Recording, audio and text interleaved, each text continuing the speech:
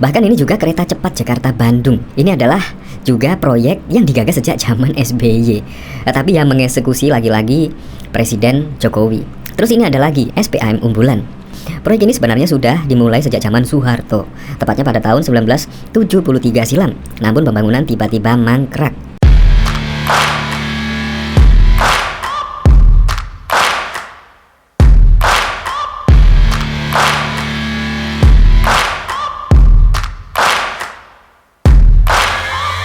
Searching for greatness in a sea of the dying and shameless, a sea of the aimless. I don't wanna be one of the nameless. Belum menyaksikan video ini, pastikan bosku jangan lupa subscribe. Karena subscribe itu gratis plus bonus tonton video terbaru setiap harinya. Jangan lupa ya. Terus terang semua masyarakat Indonesia sangat bertanya-tanya ya. Apalagi kemarin AHY yaitu menyebut Presiden Joko Widodo hanya gunting pita dalam 1 tahun terakhir ini. Pasti publik juga bertanya-tanya, kira-kira proyek apa saja sih yang membuat AHY sampai seperti itu? Bahkan juga AHY kemarin juga menyebut seharusnya Presiden Joko Widodo berterima kasih lah, karena Presiden Joko Widodo di pemerintahan Presiden Joko Widodo hanya menggarap ya sekitar 20%, 10% dan hanya menggunting pita. Akhirnya saya mendapatkan artikel yang cukup bagus, yaitu ini dari CNN Indonesia, yaitu 5 proyek kelar di era Jokowi yang disebut AHY tanpa terima kasih SBY. Ternyata cuma 5 proyek dari ratusan proyek yang sudah digarap Presiden Joko Widodo. Dari statement kemarin, yaitu seolah-olah semuanya yang digunting pita Presiden Joko Widodo kayaknya sih semuanya digagas oleh mantan Presiden Susilo Bambang Yudhoyono. Saya juga mau mengkritisi, yaitu dalam 1 tahun terakhir yaitu Presiden Joko Widodo gunting pita. Ternyata itu juga tidak sepenuhnya benar. Kalau melihat dari berita ini atau artikel ini, yaitu tol Trans Sumatera. Nah ini memang sih tol Trans Sumatera itu dibangun atau dicanangkan pada 2012 yang lalu. Saat itu Dahlan Iskan yang menjadi Menteri BUMN sempat mengadakan pertemuan dengan para gubernur se-Sumatera. Dan akhirnya Jokowi pun meresmikan pembangunan tol Trans Sumatera pertama di tol Bakauheni Terbanggi Besar pada 30 April 2015 yang lalu. Nah ini agak masuk akal sih. Tapi ruas tolnya sekarang ini sudah dijadikan 24 ruas tol di Sumatera. Jadi bertambah lah. Ya cuma sebagian lah yang digagas oleh SBY dan itu pun diteruskan oleh Presiden Joko Widodo. Nah ini 1 tahun ya, kemungkinan masih relevan lah dengan apa yang dikatakan oleh AHY. Nah di sini tol Cipali. Tol Cipali itu juga digagas oleh era SBY, yaitu Kementerian PUPR Joko Kirmanto pada waktu itu, yaitu 8 Desember 2011. Namun proyek itu sempat tersendat masalah pembebasan lahan di daerah Subang dan Cirebon. Meski begitu, tol Cipali akhirnya baru resmi beroperasi pada 13 Juli 2015. Saat itu SBY sudah lengser dan Jokowi yang menjadi orang nomor 1 di Republik Indonesia. Nah ini juga 2015 lah, masih relevan lah dengan apa yang dikatakan oleh AHY, yaitu dalam 1 tahun terakhir gunting pita saja. Ini masih relevan karena Presiden Joko Widodo dilantik kurang lebih sekitar 2014. Ini ada Pelabuhan Patimban. Jokowi meresmikan Pelabuhan Patimban pada Desember 2020 lalu. Nah ini menurut saya melenceng, yaitu Jokowi saja meresmikan tahun 2020 lalu. Namun proyek itu sebenarnya sudah digagas di masa pemerintahan SBY. Cuma menggagas saja, tapi eksekusinya menurut saya tidak maksimal. Entah masalahnya apa, macam-macam. Tetapi ini diresmikan Presiden Joko Widodo tahun 2020 lalu. Bahkan ini juga kereta cepat Jakarta-Bandung. Ini adalah juga proyek yang digagas sejak zaman SBY, tapi yang mengeksekusi lagi-lagi Presiden Jokowi. Ya kemungkinan pada tahun 2022 lah besok, yaitu kira-kira sekitar November bakal diuji coba. Dan itu mulai awal sampai akhir ya Presiden Joko Widodo yang mengeksekusi. Kalau saya baca-baca berita sih, yang mengeksekusi itu Presiden Joko Widodo. Jadi tidak relevan lah dengan apa yang dikatakan AHY. Terus ini ada lagi SPAM Umbulan, yaitu Jokowi juga meresmikan sistem penyediaan air minum umbulan Kabupaten Pasuruan, Jawa Timur pada Maret 2021. Ini juga tidak relevan dengan ucapan AHY yang kemarin. yaitu Jokowi gunting pita dalam 1 tahun terakhir. Proyek ini sebenarnya sudah dimulai sejak zaman Soeharto, tepatnya pada tahun 1973 silam. Namun pembangunan tiba-tiba mangkrak dan terhenti. SBY pun mencoba menghidupkan kembali proyek SPAM unggulan pada tahun 2010. Sayang pihak swasta tak tertarik dengan proyek ini, dan akhirnya pun juga diteruskan oleh Presiden Joko Widodo. Dan akhirnya pada tahun 2021, tepatnya Maret, Presiden Joko Widodo juga sudah gunting pita lagi. Jadi kalau dari berita ini ya cuma 5 saja. Selebihnya dari ratusan proyek-proyek, yaitu dari gagasan di pemerintahan Presiden Joko Widodo, dieksekusi Presiden Joko Widodo, dan gunting pita oleh Presiden Joko Widodo. Jadi ya dari sumber ini yaitu cuma 5 proyek saja, yaitu yang digagas SBY dan kelar di tangan Presiden Joko Widodo. Jadi sekarang saya agak lega lah, ternyata cuma 5 proyek saja yang digunting pita oleh Presiden Joko Widodo yang digagas oleh SBY. Untuk lebih lengkapnya simak berita berikut ini, Good News Indonesia. Ketua Umum Partai Demokrat Agus Harimurti Yudhoyono, AHY mengklaim sebagian besar infrastruktur yang diresmikan Presiden Joko Widodo telah dimulai sejak kepemimpinan Susilo Bambang Yudhoyono. Meski begitu, AHY menyayangkan karena tak pernah ada pengakuan atau ucapan terima kasih kepada SBY atau Partai Demokrat.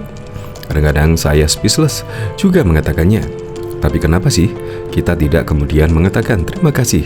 Telah diletakkan landasan, telah dibangun 70%, 80%, sehingga kami tinggal 10%, tinggal gunting pita.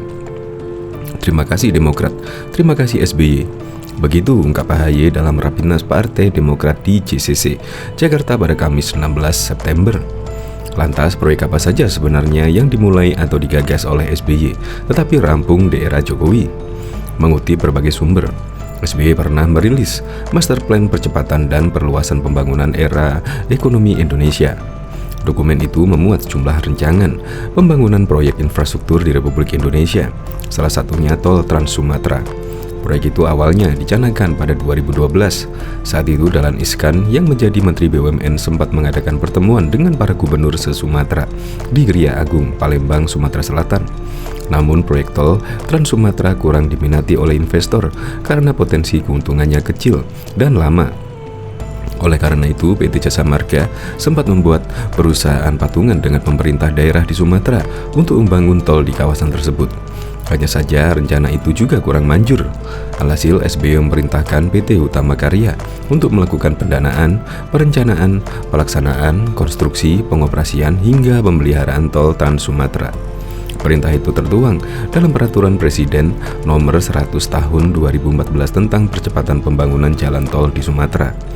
Seiring berjalannya waktu, aturan itu direvisi melalui Perpres Nomor 117 Tahun 2015 tentang perubahan atas Perpres Nomor 100 Tahun 2014 tentang percepatan pembangunan jalan tol di Sumatera. Dengan proses itu, Utama Karya yang semula hanya diperintah untuk melakukan pendanaan hingga pemeliharaan pada tempat ruas jalan tol bertambah menjadi 24 ruas tol di Sumatera. Jokowi pun meresmikan pembangunan tol Trans Sumatera pertama di Tol Bakahuni Terbanggi Besar pada 30 April 2015 lalu. Tol Cikopo Palimanan Cipali semula digagas dan dibangun sejak zaman Presiden Soeharto, namun proyek itu mangkrak karena masalah pembebasan lahan. SBY pun mencoba melanjutkan proyek tersebut, hanya saja pembebasan lahan masih menjadi persoalan utama. Setelah melalui berbagai upaya, peletakan batu pertama alias groundbreaking tol Cipali akhirnya dilakukan oleh Menteri PUPR era SBY, Djoko Kirmanto, pada 8 Desember 2011. Namun proyek itu sempat tersendat masalah pembebasan lahan di daerah Subang dan Cirebon. Pemerintahan era SBY kembali berupaya keras menyelesaikan persoalan tersebut dan akhirnya tetap bisa dilanjutkan. Meski begitu, tol Cipali akhirnya baru resmi beroperasi pada 13 Juli 2015. Saat itu SBY sudah lengser dan Jokowi yang menjadi orang nomor 1 di Republik Indonesia. Pelabuhan Patimban. Jokowi meresmikan Pelabuhan Patimban pada Desember 2020 lalu. Namun proyek itu sebenarnya sudah digagas di masa pemerintahan SBY. Hanya saja, Pelabuhan Patimban semula direncanakan berada di Kecamatan Cimalaya, Kabupaten Karawang, Jawa Barat. Namun proyek dibatalkan oleh Wakil Presiden Yusuf Kala karena dikhawatirkan akan mengganggu kabel bawah laut milik PT PLN serta pipa-pipa minyak dari wilayah kerja migas yang dikelola oleh PT Pertamina. Sebagai gantinya, Patimban di Kabupaten Subang dipilih sebagai lokasi baru. Pembangunan Pelabuhan Patimban sendiri terdiri dari 3 tahap. Tahap pertama terdiri dari 2 bagian, yaitu tahap 1-1 dan tahap 1-2. Untuk tahap 1-1 pembangunan telah selesai. Pemerintah akan melanjutkan pembangunan ke tahap 1-2 pada Oktober 2022 dan ditargetkan selesai pada tahun 2025. Pelabuhan Patimban ditargetkan memiliki kapasitas yang sama dengan Pelabuhan Tanjung Priok, yakni 7,5 juta peti kemas atau kontainer dan 600.000 kendaraan per tahun 2022. Kereta cepat Jakarta-Bandung. Kereta cepat Jakarta-Bandung atau biasa disebut KCJB memang belum selesai sampai sekarang. Namun patut diketahui bahwa proyek ini digagas sejak zaman SBY. Saat SBY masih menjabat sebagai presiden, ia memerintahkan sejumlah menteri untuk mengkaji proyek kereta cepat Jakarta-Bandung bersama Japan International Cooperation Agency. Hanya saja proyek itu tak berhasil dimulai di era SBY. Kereta cepat Jakarta-Bandung baru bisa dieksekusi di masa pemerintahan Jokowi. Tepatnya, Jokowi melakukan rapat terbatas pada Maret 2015 membahas kereta cepat Jakarta-Bandung. Ia memutuskan bahwa negara membuka peluang bekerja sama dengan negara lain. Hasilnya, Indonesia melakukan kajian kerjasama dengan Jepang dan Cina. Pemerintah sempat menolak 2 proposal yang diberikan oleh Jepang dan Cina pada Desember 2015. Tapi pemerintah tiba-tiba berubah pikiran pada Oktober 2015. Rini Sumarno yang saat itu menjadi Menteri BUMN memutuskan untuk memilih Cina sebagai mitra dalam pembangunan kereta cepat Jakarta-Bandung. Singkat cerita, Cina dan BUMN sepakat membuat perusahaan patungan bernama PT Kereta Cepat Indonesia Cina, SPAM unggulan. Jokowi meresmikan sistem penyediaan air minum SPAM unggulan Kabupaten Pasuruan, Jawa Timur pada Maret 2021. Meski itu sebenarnya sudah dimulai sejak zaman Soeharto, tepatnya pada tahun 1973 silam.